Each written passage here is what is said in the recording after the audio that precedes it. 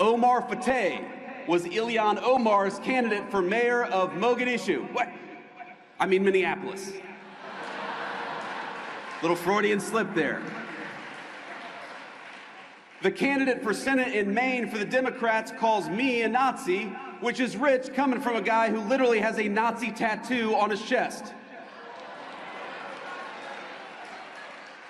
And Jasmine Crockett. Oh, Jasmine Crockett. The record speaks for itself.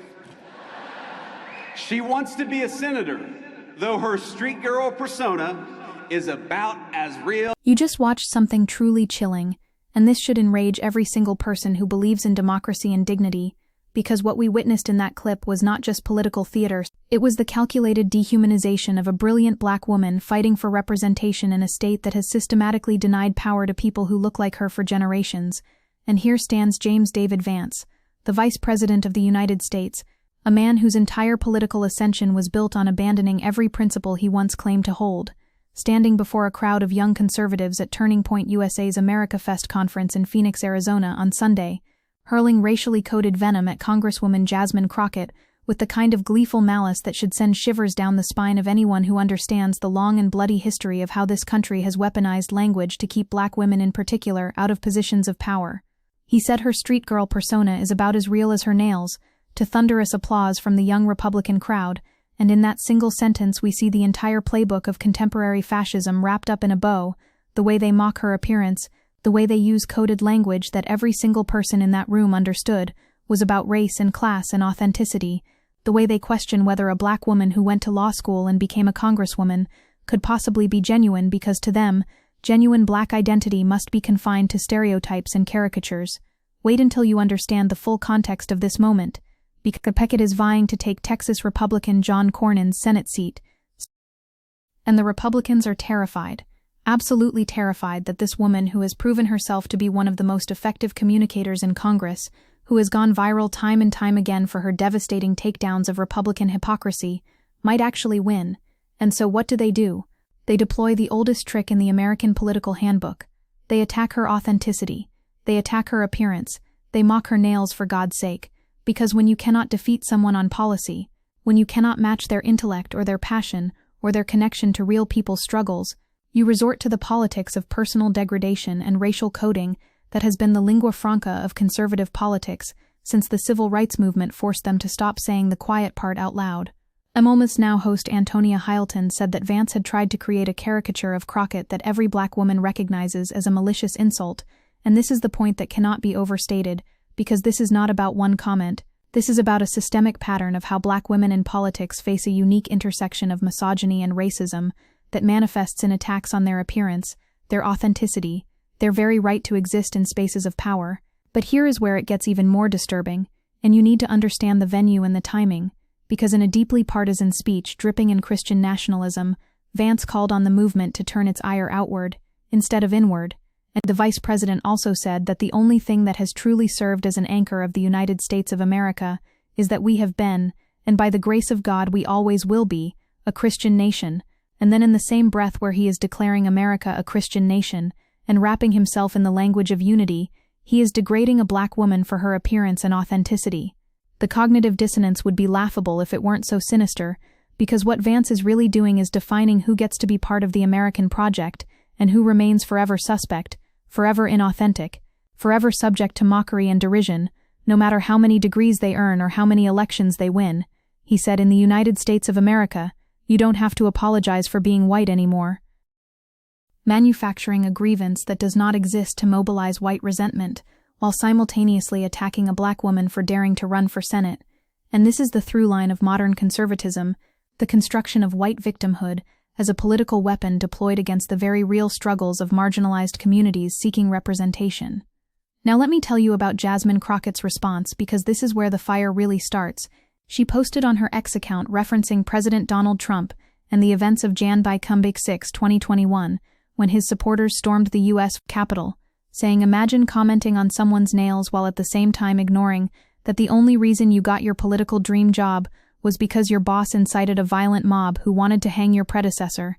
And this is the kind of rhetorical precision that terrifies Republicans, because Crockett did not just defend herself, she went on the offensive and reminded everyone that J.D. Vance is vice president solely because Donald Trump needed someone willing to do what Mike Pence would not do, which was to overturn an election and destroy American democracy, and the fact that during the riot some participants chanted "Hang Mike Pence" after he refused to block certification of the Electoral College results is not some abstract historical footnote, it is the foundation upon which Vance's power rests.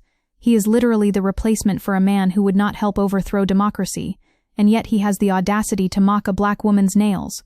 But wait, because Crockett did not stop there, she added that she had encountered the same racist tropes throughout her life, and said, "And somehow, I ascended and became a U.S. Congresswoman. It will not be different when I become a U.S. Senator, and we can have a conversation when I get to the Senate floor if he wants to talk." And this is the power of someone who has faced this garbage their entire life and refuses to be diminished by it, who understands that the attacks are not about her, but about a system that cannot tolerate black women wielding power. And when Crockett told The Weeknd, primetime host, that Vance was trying to rile up his base and defended her credentials, adding, "At the end of the day, I am who I am, and I am authentic, and that is actually what they are fearful of, my authenticity."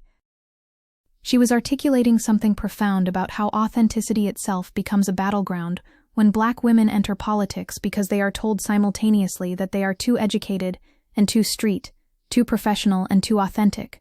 There is no version of black womanhood that conservatism will accept in positions of power, because the entire project of maintaining white supremacy depends on denying the full humanity and complexity of black women.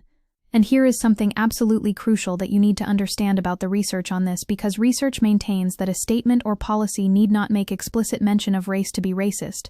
It is the use of racially coded language, like "go back to where you came from," that activates racial prejudice without even mentioning race, and this communication strategy has been effective in creating an increasing link between racial prejudice and attitudes about political issues over time. And when Vance uses the term street girl, every single person who has studied American racial politics knows exactly what he is doing. He is activating stereotypes about black women, about class, about criminality, about hypersexuality, about every single degrading trope that has been used to exclude black women from full citizenship, and racially coded language that appeals to racial bias without open bigotry has a long history in the politics of the United States, and politicians intentionally activate the latent racial biases of both racial conservatives and center-left liberals without explicitly talking about race. So anyone who wants to claim that Vance was just making a comment about authenticity is either willfully ignorant or complicit in the racism itself. What makes this even more enraging is the context of who J.D. Vance is and what he represents, because this is a man who spent the Trump administration's early days gearing up for what appears to be a 2028 presidential run, and Erica Kirk, who took over Turning Point after her husband's murder, said, "We are going to get my husband's friend J.D. Vance elected for 48 in the most resounding way possible in 2028, and Vance thanked Kirk for her kind words of support for this administration, and for me personally, and the backing of Turning Point could give Vance a major boost." So this was not just a throwaway comment at some random event. This was a calculated move by a vice president positioning himself as the heir to Trumpism, to signal to the base that he will engage in the same kind of racialized culture war politics that Trump perfected, that he will degrade black women, that he will use coded language to activate white grievance, that he will do whatever it takes to maintain the coalition of resentment that has become the foundation of the modern Republican Party. Vance said the conservative movement should be open to everyone, as long as they love America, declining to condemn a streak of anti-Semitism that has divided the Republican Party. And after a long weekend of debates about whether the movement should exclude figures such as bigoted podcaster Nick Fuentes, Vance came down firmly against purity tests, which means he is perfectly comfortable with anti-Semitism and racism and bigotry of all kinds, as long as it serves the political project of maintaining power. Now think about what it means that this happened at Turning Point USA, an organization that brought in $84 million in the 2024 fiscal year, according to its most recent tax filings, and has field operations that were battle-tested during the last election cycle, because this is not fringe politics anymore. This is mainstream Republican organizing infrastructure. This is where young conservatives are being trained and mobilized, and taught that it is perfectly acceptable to mock black women's appearance and question their authenticity. White House officials credited TPUSA with playing a key role in Trump's 2024 victory, as he built on his 2020 victory margin with 18 to 29-year-old voters by 11 points, winning 47% of that demographic. So when we talk about the future of American conservatism, We are talking about a movement that is explicitly training young people to engage in racialized attacks on anyone who challenges white Christian nationalist hegemony, and Vance's comments were not a bug in the system, they were a feature. They were him demonstrating to that crowd, and to Republican primary voters nationwide, that he understands the assignment, that he will carry forward Trump's legacy of using racial resentment as a mobilizing force. But let me tell you what is truly devastating about this, because of note throughout research findings is the specific targeting of women of African descent, or African American women, and this group of candidates was subject to the highest levels of mis- and disinformation, certain forms of abuse, and tweets with both mis- and disinformation and abuse compared to other women of color, and most other candidates. Women of color candidates were twice as likely as other candidates to be targeted with, or the subject of mis- and disinformation, during elections. So what Vance is doing is not happening in a vacuum. It is part of a systematic campaign to make political life so toxic for Black women that they will either not run or will be so damaged by the attacks that they cannot win. And Congresswoman Nikema Williams expressed the view that the onslaught of mis- and disinformation and abuse seemed to be designed to intimidate women of color out of government, which is exactly what is happening here. Republicans see Jasmine Crockett as a threat because she is brilliant, she is fearless, she connects with voters, and so they must destroy her before she can win. And I want to zoom out for a moment and talk about what this means for American democracy, because when the Vice President of the United States stands before a crowd of young people and models this kind of behavior, when he shows them that the way to respond to a Black woman running for Senate is to mock her appearance and question her authenticity, rather than debate her on policy, he is teaching an entire generation that political power is maintained through degradation and dehumanization, rather than through ideas and governance.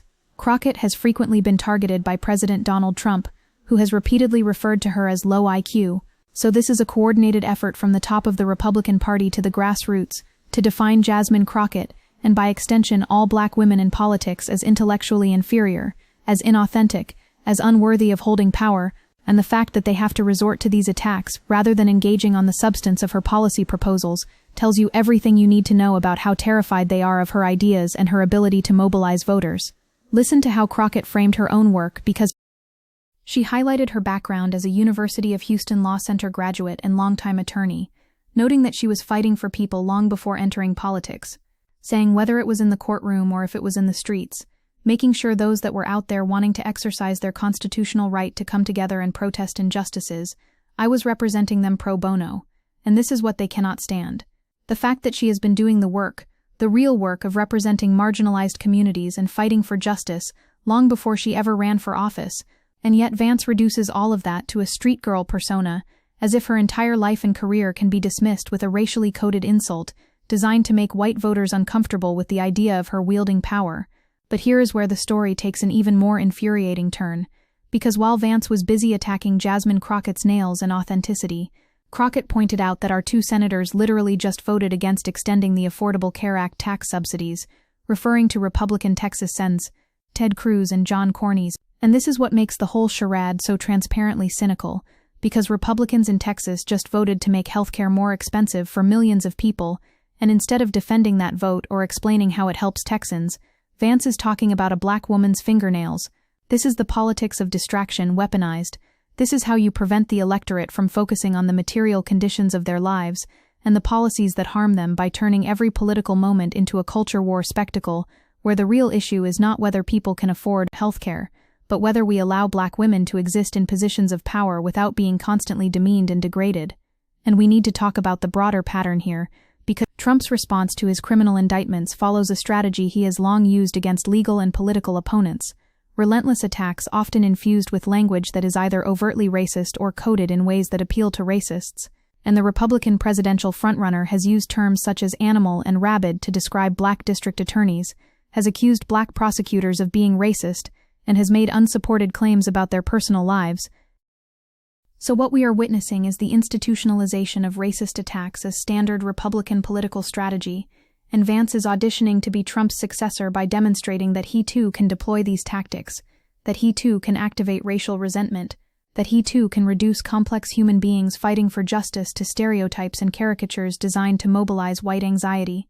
The sheer audacity of Vance also attacking other Democrats in that speech, including making a Freudian slip joke about Ilhan Omar and Minneapolis being Mogadishu, tells you everything about how casually Republicans traffic in xenophobia and racism, how they view anyone who is not white and Christian as perpetually foreign, as perpetually other, as perpetually subject to mockery and exclusion, and the fact that the crowd erupted in applause and laughter shows how normalized this has become, how an entire segment of the American population has been conditioned to view cruelty toward people of color as not just acceptable but entertaining, as something to celebrate rather than condemn. Vance said, "And in the meantime, what are the Democrats offering you in the meantime?" I got to say, ladies and gentlemen, they are not sending their best, pointing to a candidate for mayor in Minneapolis and a candidate for U.S. Senate, deliberately echoing Trump's language about immigrants and applying it to Democratic candidates of color, because the message is clear: these people, these black and brown people seeking to represent their communities, are not America's best. They are inferior. They are other. They do not belong. But Jasmine Crockett is not backing down, and this is what gives me hope in this moment of darkness, because Crockett said, "I don't have time for him and their games. They are scared, and they should be scared." And she is absolutely right to call out their fear, because that is what all of this is really about, the existential terror that white Christian nationalism feels as it watches the demographics of this country shift, as it watches black women and women of color, and immigrants and LGBTQ people demand not just inclusion but power, not just representation but the ability to shape policy and transform systems, and the only response they have left is to try to break these people's spirits through relentless attacks, through degradation, through the weaponization of every racist and sexist trope available to them. Think about the historical through-line here, because the National Colored Women's Congress in 1895 called out racist propaganda and demanded that the press uses titles such as Mrs. and Miss when writing about black women, and attacked segregation on public transportation, pressing for accommodations to protect all women from insult, harassment, and worse. And here we are 130 years later, and black women are still having to fight for basic respect, are still having to demand that white men in positions of power treat them with the dignity afforded to human beings, rather than reducing them to stereotypes about their appearance and authenticity. The fact that we have not moved beyond this, that the Vice President of the United States can stand on a stage in 2025 and traffic in the same degrading rhetoric that was used against black women in the Jim Crow era, should radicalize every person who claims to care about democracy and justice and human dignity. Crockett submitted paperwork to enter the Senate race just hours before the state's DECOM 8 filing deadline, and the Democratic primary has shaped up as a two-person race with Crockett leading at 51%, and State Representative James Tallarico trailing at 43%, with early voting beginning Feb 17, 2026, ahead of the March 3 primary election, and the fact that she is leading despite these attacks, despite the full force of Republican degradation being deployed against her, tells you something powerful about how hungry people are for authentic representation, for someone who will fight for them rather than for corporate interests and the wealthy. And this terrifies Republicans because Crockett's path to victory looks difficult given Texas' status as a red state, as Texas hasn't elected a Democrat to the U.S. Senate since 1988, and Trump cruised to a double-digit win there in 2024. But the fact that she is competitive, the fact that she is leading in Democratic primary polling, means that there is at least the possibility of transformation, at least the possibility that Texas could begin to reflect the diversity of its population in its representation, and Republicans cannot allow that to happen, which is why they are pulling out every weapon in their arsenal to destroy her. What we need to understand with crystal clarity is that J.D. Vance's attack on Jasmine Crockett was not about Jasmine Crockett at all. It was about sending a message to every black woman in America who might be considering running for office, who might be considering challenging the white male supremacy that still dominates American political institutions. And the message is simple and brutal. We will mock you. We will degrade you. We will question your authenticity. We will reduce you to stereotypes. We will make political life so toxic and so painful that you will think twice before putting yourself and your family through this. And if you do run anyway, we will deploy the full force of our media apparatus and our organizing infrastructure and our racially resentful base to ensure that you cannot win. Academic experts and the women themselves say that when they do speak out on these issues, they often see a rise in the abusive treatment and attacks. So the system is designed to punish resistance, to punish visibility, to punish any attempt by marginalized people to claim power and transform systems. But here is what they always underestimate and what gives me a sliver of hope in these dark times. They underestimate the strength and resilience and determination of black women who have been fighting against this garbage for generations, who have been told they are not smart enough or authentic enough or acceptable enough their entire lives, and who have persisted anyway, who have built movements and won elections and transformed policy, despite every obstacle placed in their path. Crockett said in a text message, "Republicans like J.D. Vance attack my nails and lashes because they can't keep up with me when it comes to debating the issues. While J.D. Vance is talking about my looks, I'm talking about legislation. I'm talking about lowering the costs for groceries, utilities, and healthcare. And this is the kind of moral clarity we need right now, the ability to see through the noise and the degradation to the actual stakes of political power, to understand that while they are talking about nails, we are talking about whether people can afford to eat and heat their homes and see a doctor, and that choice, that contrast, is everything." So let me be absolutely clear about what we just witnessed, because this was not political discourse, this was not legitimate criticism, this was the Vice President of the United States engaging in racist and sexist attacks, designed to dehumanize a black woman, and signal to white voters that she is not one of them, that she cannot be trusted, that she is somehow fake or inauthentic or unworthy of power, and every single person who cares about justice and democracy needs to name this for exactly what it is, and fight back against it with every tool at our disposal, because if we allow this to become normalized, if we allow the Vice President to stand on stages and mock black women's appearance without consequences, we are ceding the field to fascism. We are accepting that political power in America will continue to be defined by who can most effectively weaponize racial resentment, rather than who has the best ideas for improving people's lives. This is the fight of our generation. This is the question that will define whether American democracy survives or collapses into authoritarian white nationalism, and Jasmine Crockett standing up to J.D. Vance's attacks, refusing to be intimidated, refusing to be silenced, refusing to accept that her authenticity or her appearance or her nails can be used to disqualify her from power. That is what resistance looks like. That is what the future of progressive politics must be built on. And we better get behind her and every black woman and woman of color running for office with everything we have, because they are fighting for all of us. They are fighting for a vision of America where power is determined by your ideas and your commitment to justice rather than by the color of your skin or your gender or your willingness to degrade others to climb the ladder. This is it. This is the moment, and we cannot afford to look away.